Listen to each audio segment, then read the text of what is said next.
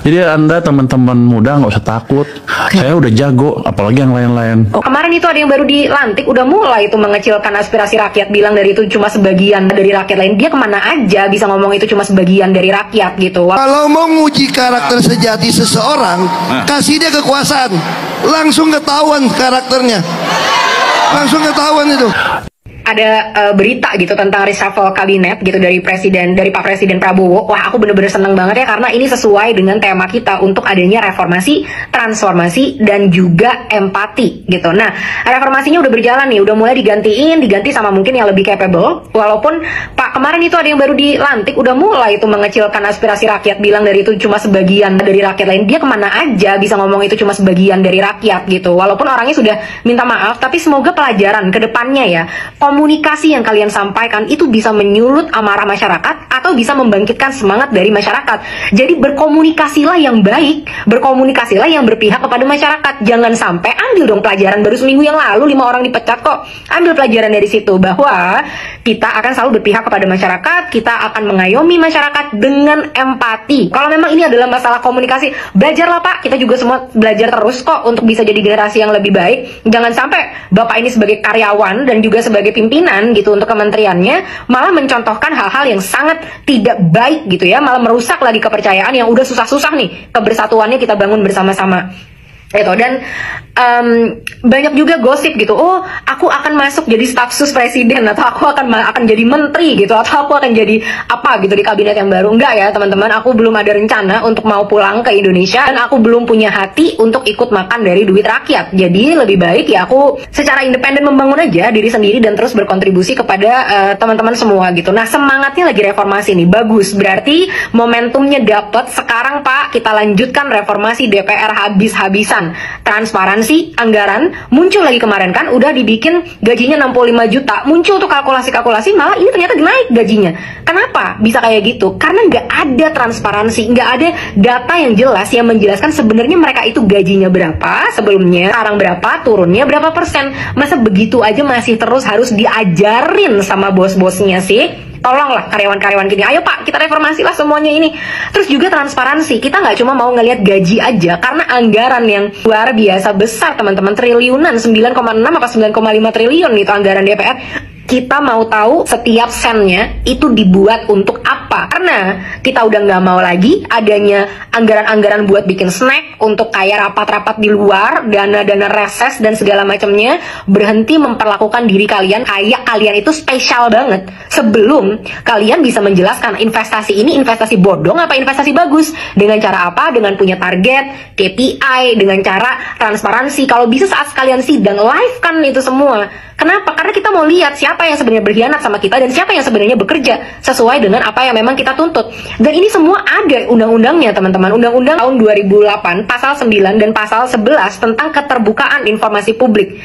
Jadi kita berhak menuntut mereka harus live saat mereka sidang. Mereka harus transparansi total setiap sen dari anggaran mereka, dan kita wajib berhak untuk tahu karena memang ada peraturannya. Jadi kalau kalian tidak melakukan peraturan ini, sebenarnya kalian yang melanggar apa yang diinginkan oleh masyarakat. Ayo Pak Prabowo, please Pak, reformasi ini juga nih Pak nih ya, DPR ini ya, direformasi nih Pak. Nanti kalau udah ini, semua kementerian-kementerian dan ke bawah-bawah juga, DPRD dan lain sebagainya. Karena udah banyak nih Pak yang lapor, karena ternyata banyak pajak-pajak yang dinaikkan, tunjangannya masih dinaikkan, nggak cuma di DPR, tapi juga di DPRD. Kemarin ada yang lapor di NTT ternyata. Ayo, pegawai-pegawai, karyawan-karyawan kita di NTT, siap reformasi dari sekarang. Sebelum kita tuntut lebih banyak lagi, mulailah. Udah, kita nggak butuh adanya chaos, kita nggak butuh adanya demonstrasi besar-besar. Masyarakat mau kerja, masyarakat mau melanjutkan hidupnya. Tapi itu semua bisa terjadi kalau kalian karyawan-karyawan kita bekerja dengan baik, bukan bekerja untuk mengeruk mati empatinya terhadap apa yang dirasakan oleh masyarakat. Nah teman-teman, kembali lagi di channel ini. Jangan lupa subscribe dan komen agar tidak ketinggalan informasi lebih lanjut serta informasi-informasi terbaru yang akan kita sampaikan. Nah teman-teman, kita tahu bahwa dalam klip video tersebut di mana Menteri Keuangan baru kita ini baru aja diangkat tapi sombongnya minta ampun ya.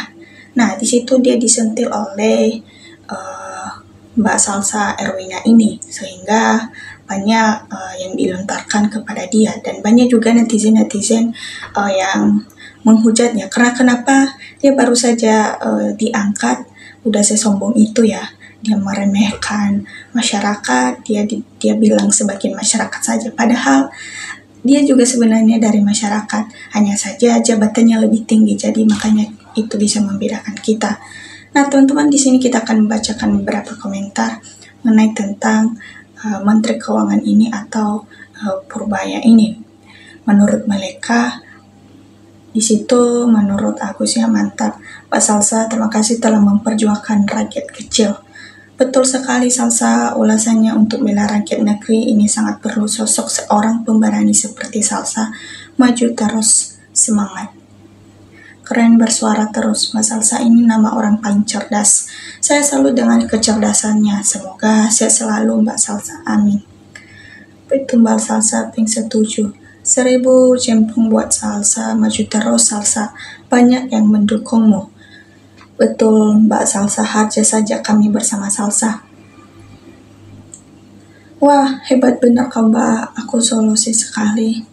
Teruskan membela rakyat dan meneruskan kinerja para persombong dan arogan biar keadaan nih garani terayam adem. Makasih Mbak, semoga Tuhan selalu menuntunmu untuk memperjuangkan keadaan negara ini. Jangan sampai terjadi seperti Nepal. Hati-hati Pak berbicara kepada rakyat Indonesia. Banyak digaji dari pajak rakyat. Betul. Betul teman-teman. Menyala terus Mbak Salsa. Purbaya jago dalam bidang apa bosku? Menyimpang di berkas pribadi. Sekali lagi Mbak Sauti tulang dong. Beliau sangat mantap, selalu jadi orang penjabat paling lama. Ada apa? Benar Bapak, memang itu kuncinya, dites dulu dengan jabatan. Moga Bapak sehat selalu.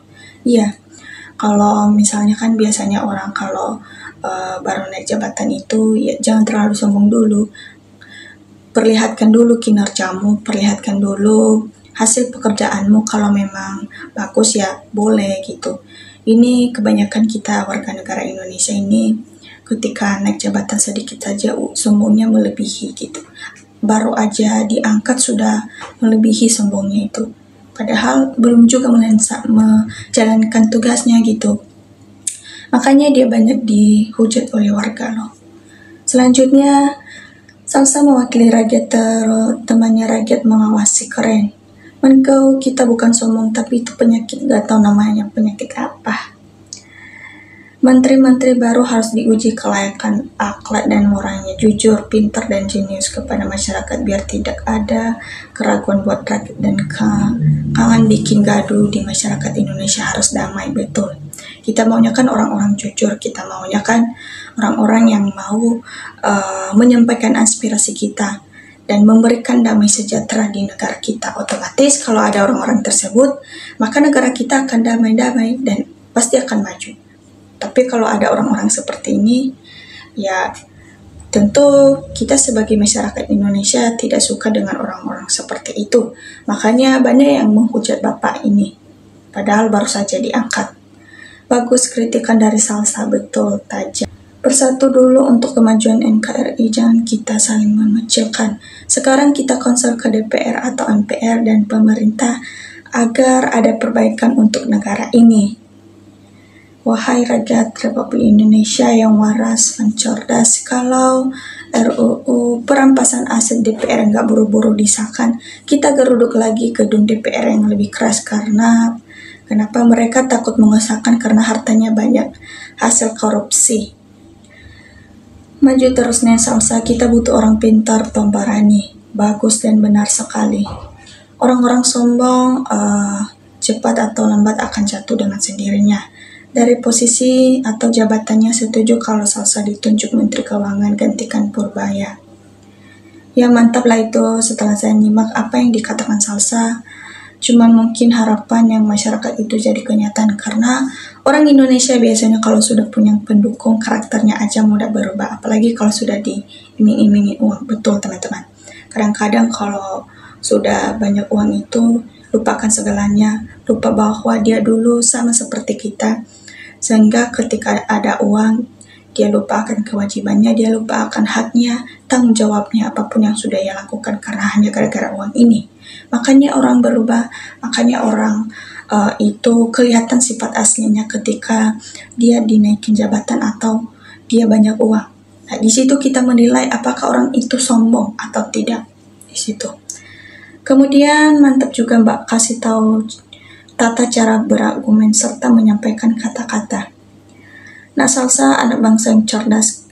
Kenapa Indonesia ditinggal biar rakyat makmur? Saya setuju dengan pendapat Salsa. Jaga mulut, pikir dulu baru berbicara. Kadang mulut juga mencerminkan pribadi seseorang. Ya betul. Dari mulut lah di situ orang bisa menilai kita, dari tutur kata kita, dari cara berbicara kita kepada orang-orang. Nah, semangat Kak Salsa demi rakyat. Prabowo pilih duren-duren busuk gimana nih? Aduh Pak, pilih buah sayur ikan yang segar, jangan yang udah busuk. Aromanya bikin muntah rakyat se-Indonesia. Mantap Sa Erwina terus berjuang di jalan yang benar. Perampasan aset dimiskinkan. Penjara seumur hidup di Nusa Kambang bagi koruptor negara. Jokowi tolong biar diperiksa sama KPK gimana caranya. Yang penting terus memperjuangkan transparansi anggaran dari semua lembaga negara. Tunjukkan dulu kerjamu baru rakyat percaya. Penjabat itu cuma janji aja. Betul.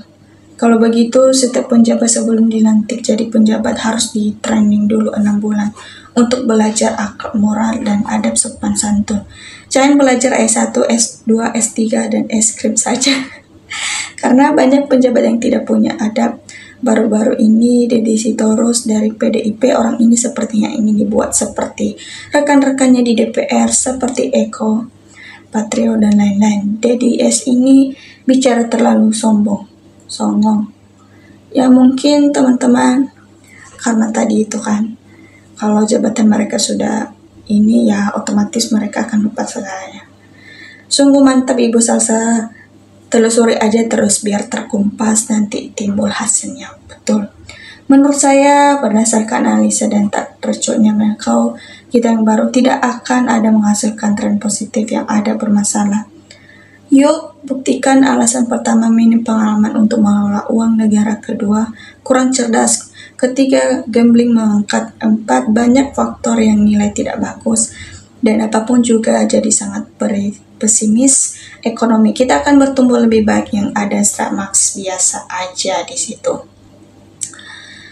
DPR atau karyawan kalau rapat ya harus terbuka biar majikan atau rakyat bisa langsung tahu apa yang dirapatkan atau dibahas. Kalau rapat tertutup bisa dicurigai pasti ada yang tidak beres, mungkin merugikan majikan atau rakyat. Iya, betul teman-teman. Manusia nggak boleh sombong, Allah yang nggak kaya raya aja nggak sombong kok. Bagus Mbak Salsa. Sepertinya Menkeu sombong sekali dan kelihatannya juga nggak ngerti situasi dan kondisi rakyat. Nanti ujung-ujungnya mentang-mentang dari rakyat kecil sebagian diganti aja Bapak Prabowo Menteri ini. Iya teman-teman. Mungkin karena baru diangkat ya, terlalu kesenangan, terlalu kegirangan sehingga dia bisa melontarkan kata-kata tersebut gitu loh. Padahal dia baru tahu aja kemarin kalau mantan-mantan DPR yang kemarin yang sudah dinonaktifkan itu hanya karena kata-kata kan mereka dirosokkan oleh masyarakat. Nah mungkin dia juga mau seperti itu. Oke teman-teman, coba berikan tanggapannya di kolom komentar mengenai tentang Menteri Keuangan kita ini.